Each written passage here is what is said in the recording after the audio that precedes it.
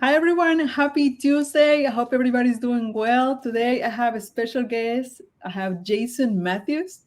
He is a figure.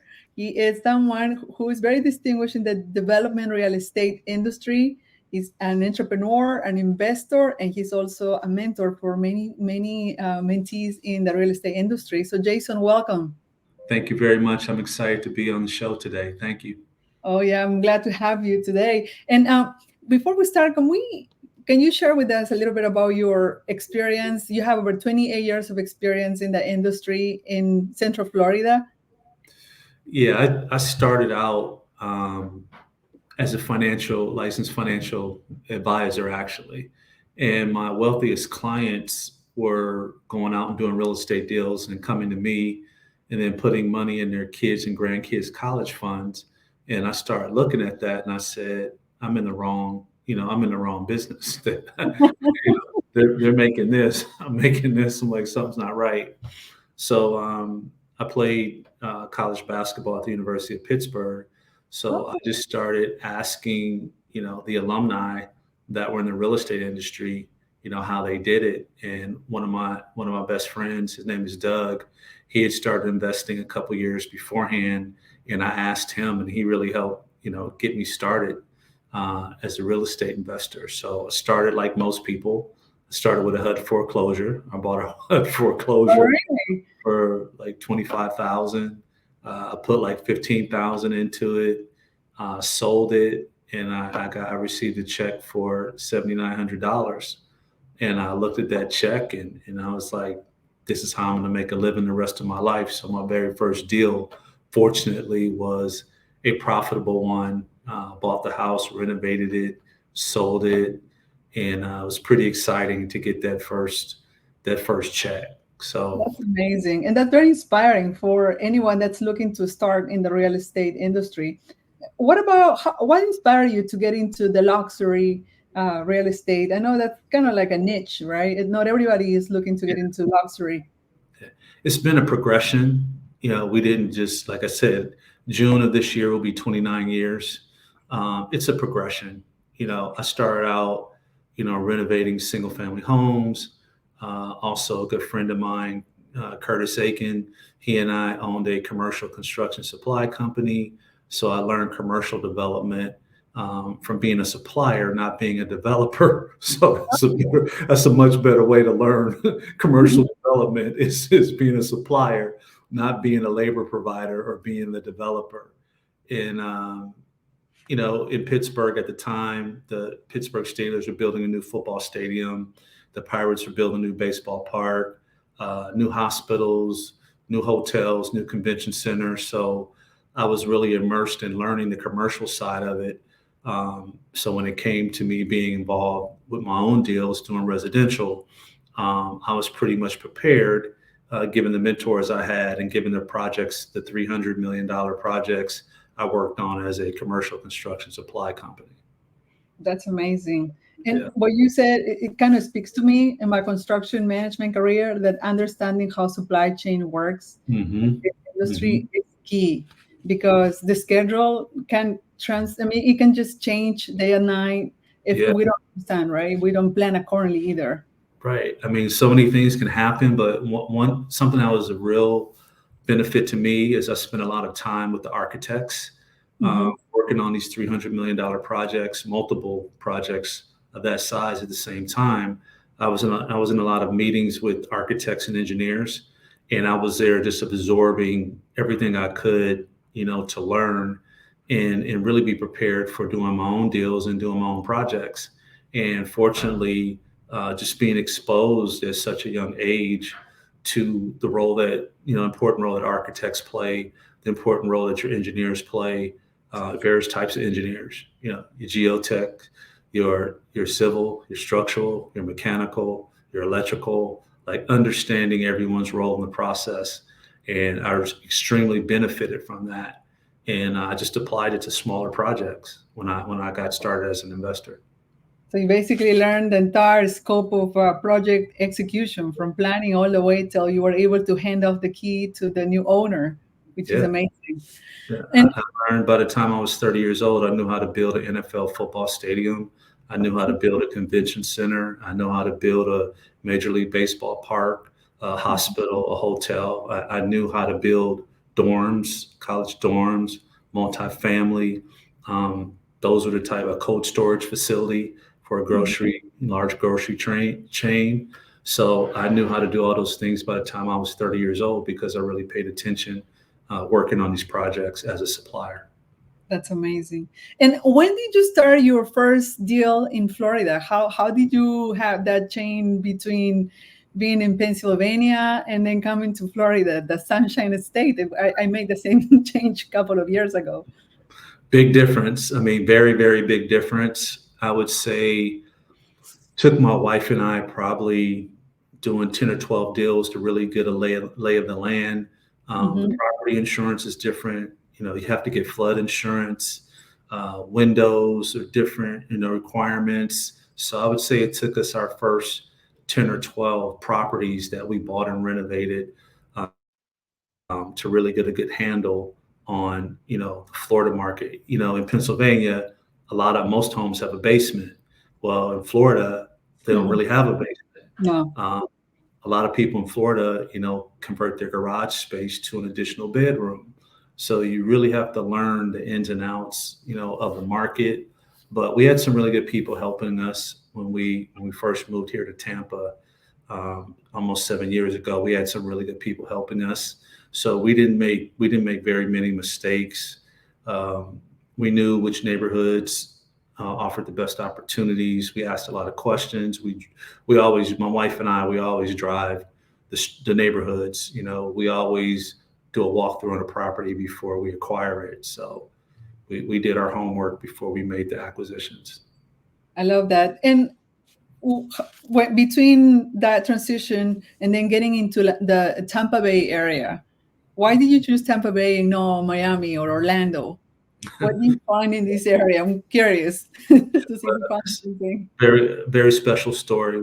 We are a sports family, and our oldest child, our son Brandon, who's 25, he has a mild form of autism, but he's played basketball since he was real young. He played 4 years of high school basketball, and a good friend of mine was the head coach at University of South Florida. When Brandon was in ninth grade, he got the head coaching job, and he called me up. He said, "Hey, we got some great programs for my nephew on USS campus. Please bring him down so he can check campus out." So 2 months later, Brandon and I came down to Tampa, went to campus. He loved it.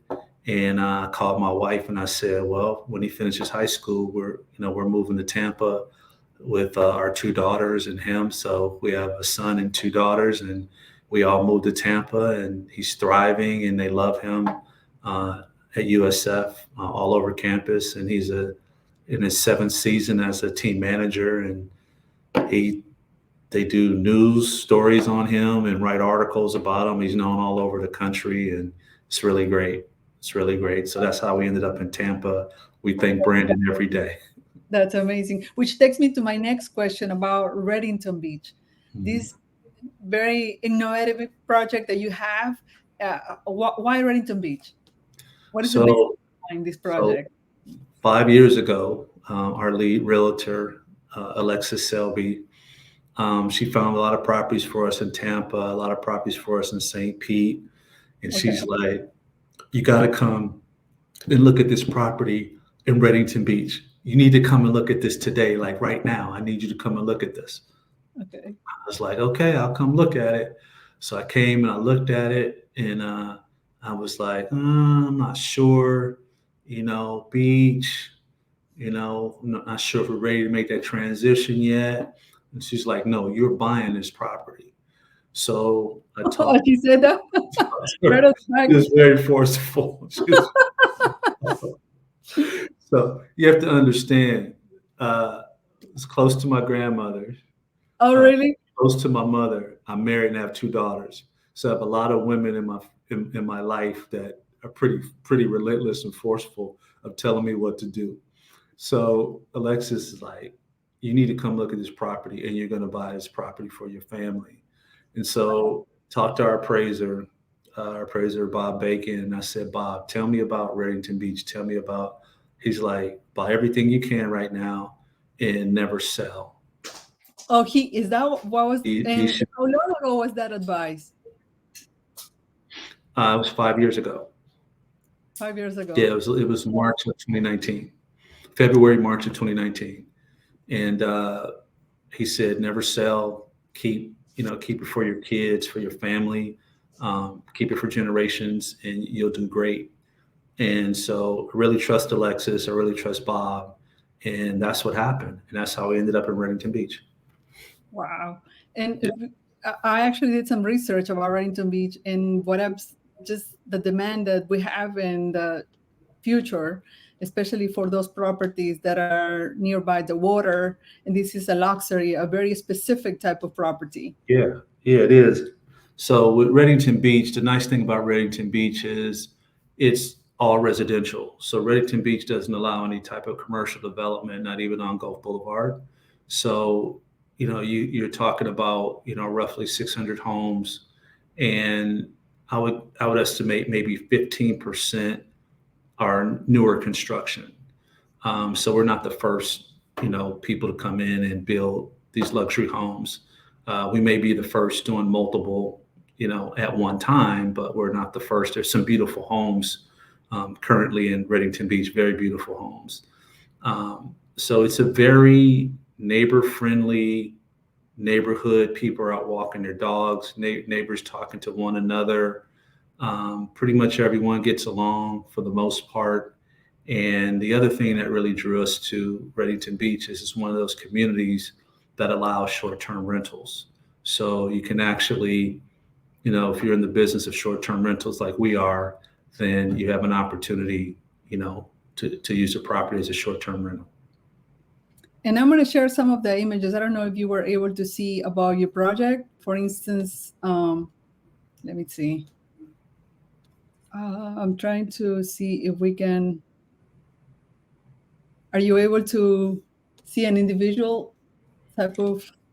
Yeah, I can see some of the renderings we did, and it's going to be 3 stories.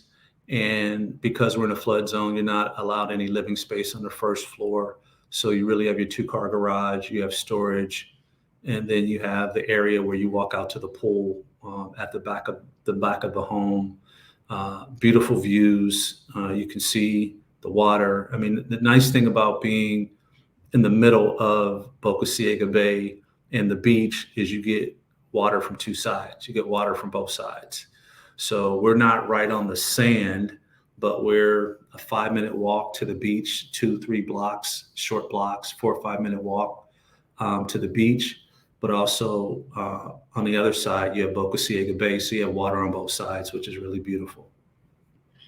And as far as the rental, I feel okay. I think now we're good to go. Yeah. So this is a 3-floor house, basically, right? Yes. 3 stories. Yes. 3 stories, and we have the pool. Is that kind of like the same or similar layout for all the houses you're working on today? Yes, the 6 that we're building right now all have the same floor plan, and those are 4,000 square feet, and they have 5 bedrooms, 5 baths, and there's a den that can be used as a 6th bedroom because it has a closet. Has 2 living rooms. Beautiful property. When I walk through the property now, each property you can just feel the space and you can feel the warmth. It's a really comfortable home. And at this point, we have the roofs on 3 or 4 of them, 3 of them rather. MEP is being ran right now, and also we have the doors and windows that are going to be installed next week. So it's really starting to feel like a home. Very Wow. comfortable home. Yeah, I can feel it already. I mean, I've been doing this for almost 29 years, and I can walk into a house, walk into a property before it's done, and really get the feel of it. And this is quite a big house. How many square foot are we talking about? It's 4,000 square feet, and Mhm. that's just on the upper 2 floors. First floor, you're not allowed to have any living space, so you can't count that. So the second floor and third floor have 2,000 square foot each. So the floor plan is pretty nice size. Yes, absolutely. And I love the pool. I mean, it's just amazing when I looked at having and then being able to have a short-term rental. I think that's a plus for anyone that's looking to buy for investment or just there is no restrictions at all, right? Because some people, I mean, some communities they do have like maybe a few days, 2 days, 5 days, but this is wide open in terms Yeah, of short-term rental. in Reddington Beach currently, yes. Oh, that's amazing. Yeah. Well, we're gonna definitely share more details about this beautiful project. But as far as the challenges that you have been facing, I mean, you are definitely very knowledgeable on the entire construction execution from start to finish. But what about the challenges? Because there is a lot of speculation on the real estate market, especially in Florida. Mhm. Even some people might say that we have similar to a bubble, which I don't think is the case. But what is your outlook? I think that we really benefited um, from being owners, for 4 years before we started, down this path. I think that meant a lot of just getting to know the community, getting to know the neighbors, getting to know the area. I think we're at a real advantage that we were property owners for 4 years before we demolished those existing homes, and I think that made a really big difference, for us. We had secured permits on other properties before we began, these larger properties. So we kind of understood the permitting process. The municipality that approves the permits kind of got to know us from some previous permits that we filed and Mm, realized we're trying to do things the right way and not trying to cut corners and things of that nature. So I believe that was an advantage. But I mm, would say the biggest advantage is just experience, just experience and going back to what I said previously, being involved in 300, $400 million projects, multiple projects that size at the same time, and being involved in the challenges, of building a football stadium, of building a baseball park, and issues like you said with getting materials. You know, the opening game of the NFL preseason is a real day. You know, Major mhm, League Baseball opening day is a real day. You have to be done with this project by a specific day. And I remember, going to opening day for the Pittsburgh Pirates, and all the stairwells had not been painted, but mm, they got everything else done. And they were painting up to 2, 3 hours before the game started. And so it's a real day. So what do you do? Well, you make sure people are safe, make sure structure's good, make sure the playing field is there, make sure the seats are bolted in, and they mhm, got everything done except for like a few areas of the ballpark, being painted. So I think that being involved in those projects that had real deadlines, was very sobering for me to let me know that no real estate project is ever a perfect project. But right, I definitely believe, my wife has 25 years of real estate investment experience. I have 28. So between the two of us, we have over 50 years, and we've been through a lot. We've seen a lot. So that's amazing. some of it we can anticipate. Uh, Mhm, One challenge that we had was finding a GC that we were comfortable with. One GC we really liked, but his price was just astronomical.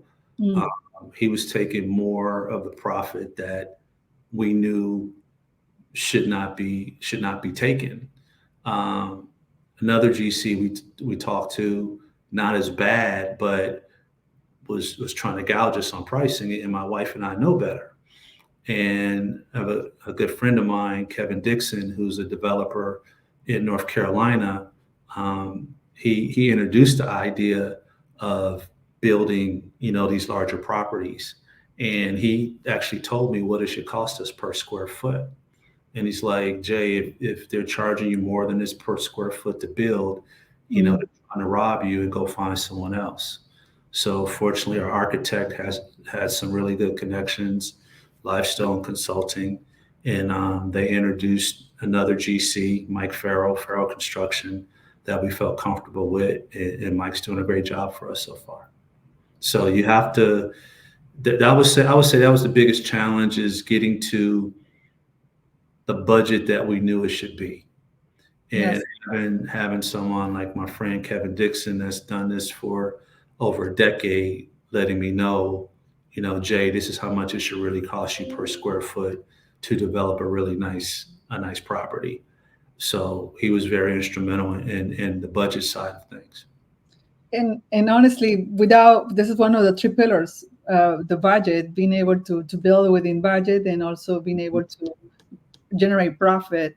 Um, and what you just said, it just got me thinking how important is to be surrounded by those that already been there. They can guide you throughout the process, and at the same time, you will be able to make a good decision, right? Something that will work, as opposed to just being random. Okay, let's see if that works. Hopefully that works. We don't do that. Another thing that's extremely helpful for my wife and I is we're members of a really great real estate investment group called the Boardroom Mastermind, and Mhm. it's about 250 of us spread out through the U.S. and Canada, and it's run by a gentleman by the name of Kent Clothier and his staff, his wife Seema, and all the other people that help run it. Great people, Eddie and Kyle and Sean and all the ladies that keep us in line. It's a great environment for us, and we meet on a quarterly basis. Oh, that's awesome. We don't talk about how great we think we are. We actually talk about what challenges are you having in your business, Hmm. and we help one another solve those challenges. So having members in the room chime in, give great advice, share technology, share strategies, um, share the mistakes they made. It's a wealth of knowledge that we can tap into while going through the process of building these homes. So that's been very instrumental in us, progressing and redeveloping these properties in Reddington Beach. That's amazing. I love that. I'm definitely going to take, I mean, that mastermind that you guys have, and every quarter, kind of like a Yeah. accountability, I'm assuming, right? Being able to brainstorm and help Well, each other. you're held accountable. Everyone gets 30 minutes. We're like 20 per room, so we're broken up into multiple rooms, but it's all recorded. And then Hmm. you get access to the library after each quarterly meeting. So you can't be in every room, but you do get access to the library. And so the wealth of knowledge that you can gain from the library is just incredible. That's And and you build some great friendships. Um, my wife and I built some great friendships. They'll be lifelong friendships. wow. I love it. And what about you're also an energy consultant? Have you Yeah, implemented in the any of past, that? yeah, in the past, my wife and I have done some energy consulting work. So we're always cognizant of when we're building something or renovating something, that we're looking at the latest materials that are available that we can use to make the properties as energy efficient as possible. So Mhm. these luxury homes have great insulation. We built overhangs over some of the quote unquote hot areas of the house. We built overhangs to create the shade. Architect did a phenomenal job, and our architect, Gil Livingston, just told me like, Jay, if this would be a lead, your houses would be lead. So if they had lead for residential, you would be lead. But the Florida building codes kind of require that, Okay, as you know, because it gets so hot that you really make the homes energy efficient.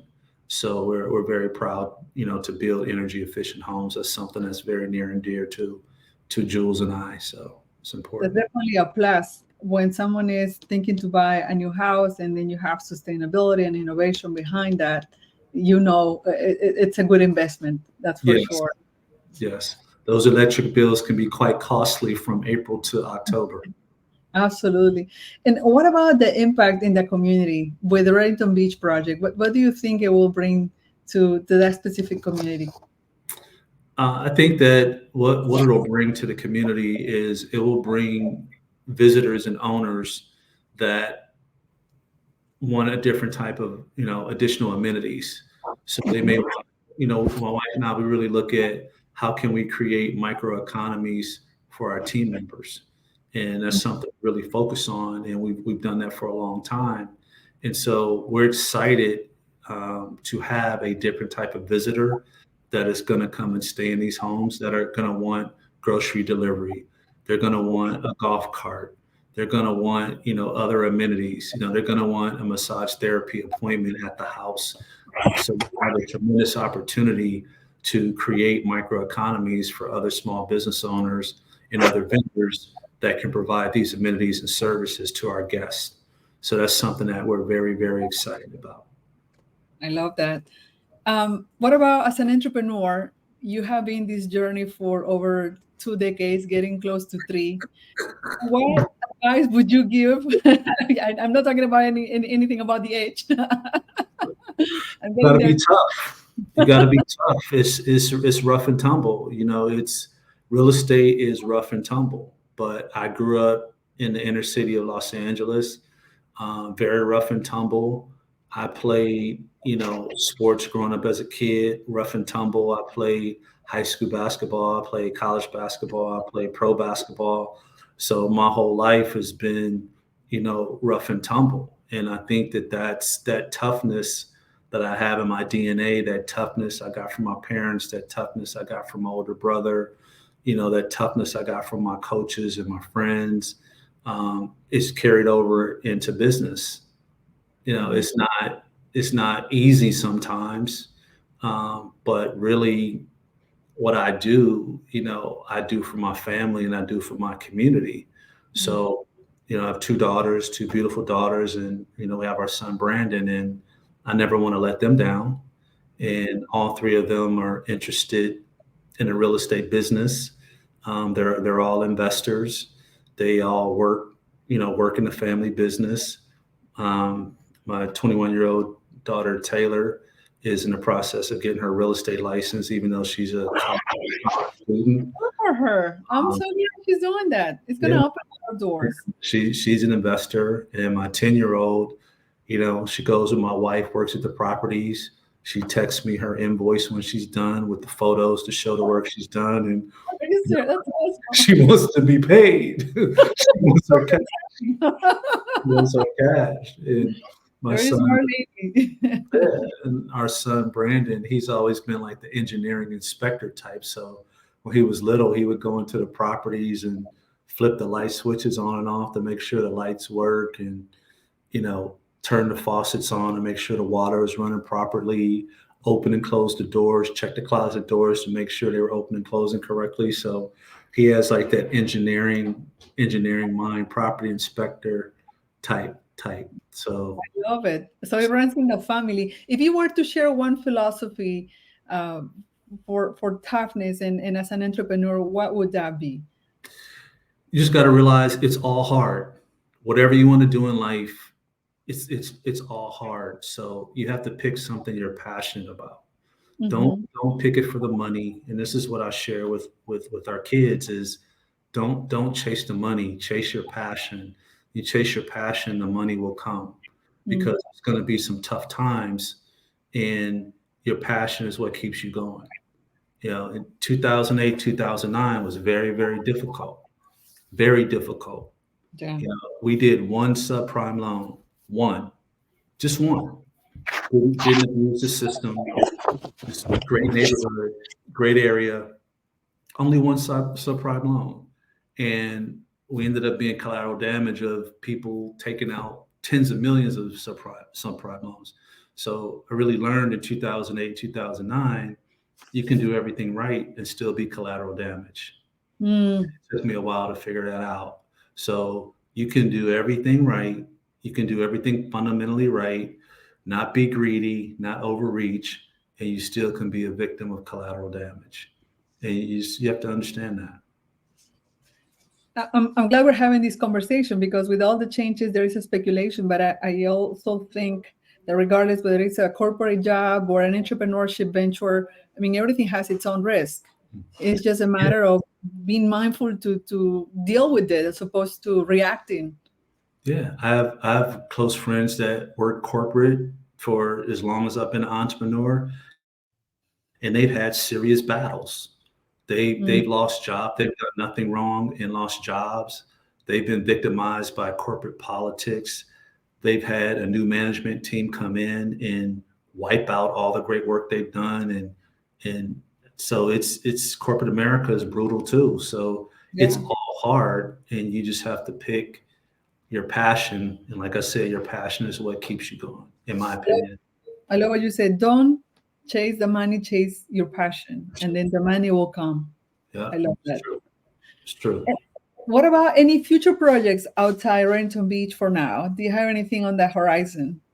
No, our focus, we have a lot of exciting things we want to do in Reddington Beach. We really feel as though we can have a positive impact on the community, um, building these new construction homes that are desperately needed. A lot of the housing stock was built in the 1940s and 1950s.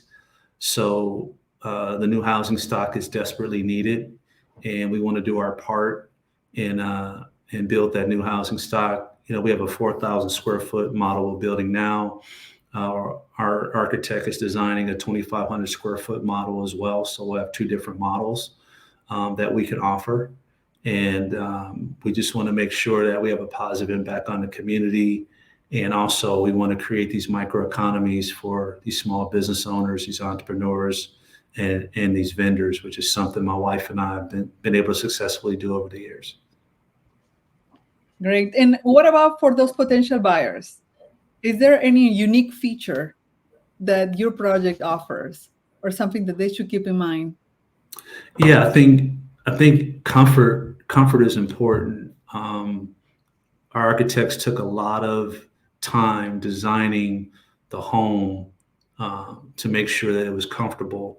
As I mentioned, my friend Kevin Dixon, he's built these homes before, and he had a lot of input with our architect to making sure they were comfortable. Like having two living rooms, like that's important. You know, have two living rooms, make it comfortable.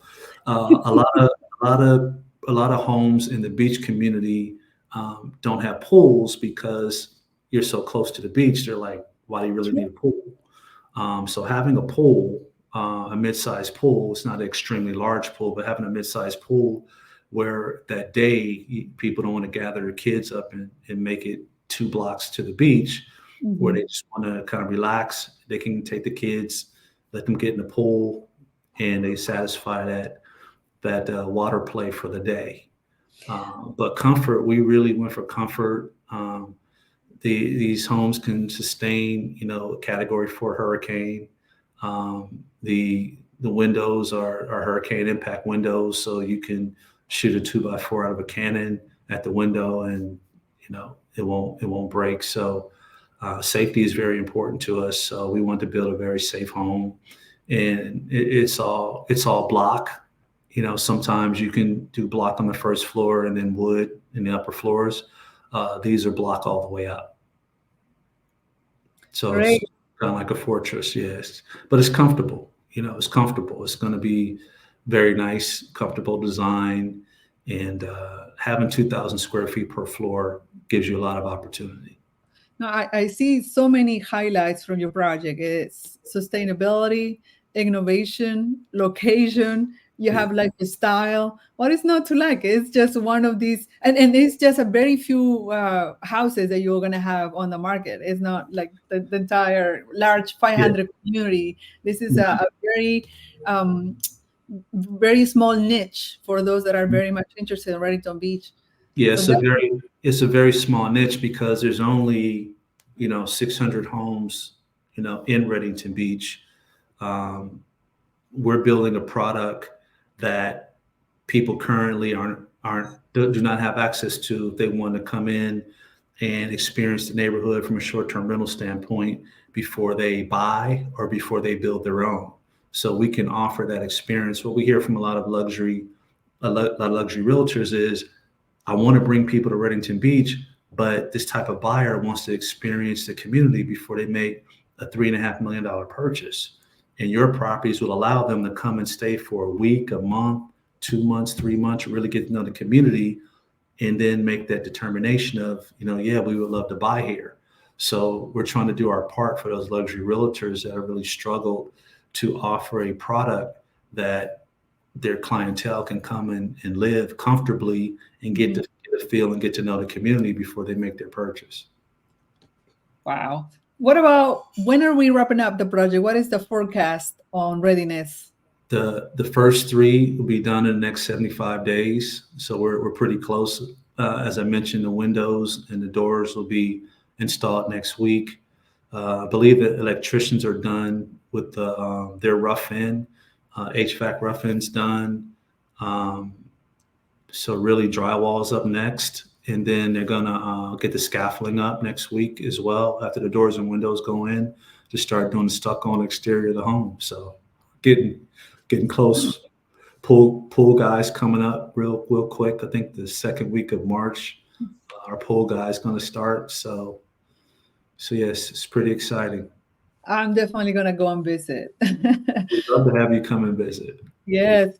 Well, Jason, I want to thank you so much for joining us today and for sharing all these great venture that you're working on. At the same time, for sharing your passion for entrepreneurship in real estate, which is, I know for a fact, is not an easy market. Like you said, we have to be tough and we just have to go on regardless. Yeah.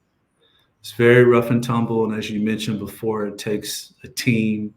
My good friend, Joe E. Banks, he finds good properties for us. We've worked together for the last 6 years, and he does a great job of finding deals like Alexis, phenomenal property management, partner. Leslie runs that. We have operations manager, Rachel, who's phenomenal.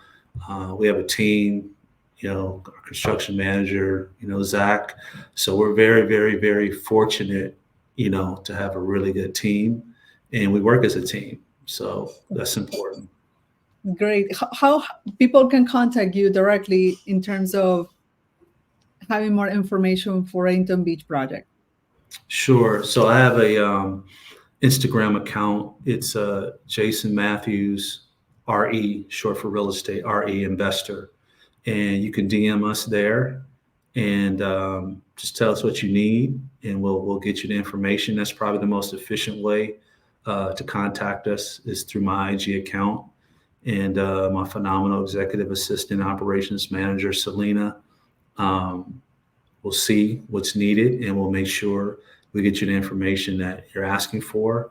We also post on there as well to show, what we're doing and progress. So you see video, you see photos, you see all that kind of stuff, the progress we're making on the properties. And then you can also go to our website. Our website is 16reddington.com. 16reddington.com. What I will do is I'm going to add the information of your website and your Instagram on the posting of this video, so anyone can actually ask for more information. If you guys are looking to move to Central Florida, make sure you check out Renton Beach, this awesome project. And then Jason Matthews is also on LinkedIn, so you can also follow him on LinkedIn. You can follow me. We are connected there. So there is a lot to do here, and I'll see you soon. But thank you so much, Jason. I appreciate your time and your effort and just giving me the most precious thing, which I think it's one's time. It's just want to thank you from the bottom of my heart. Sure. Thank you so much for having me on. This has been great. I always try to just share information and knowledge and motivate people to get out there and chase their dreams. I mean, we only live once, so you got to go after it. Yeah, you have to get out and go after it. All right. Thank you. See you next time. Thank you very much.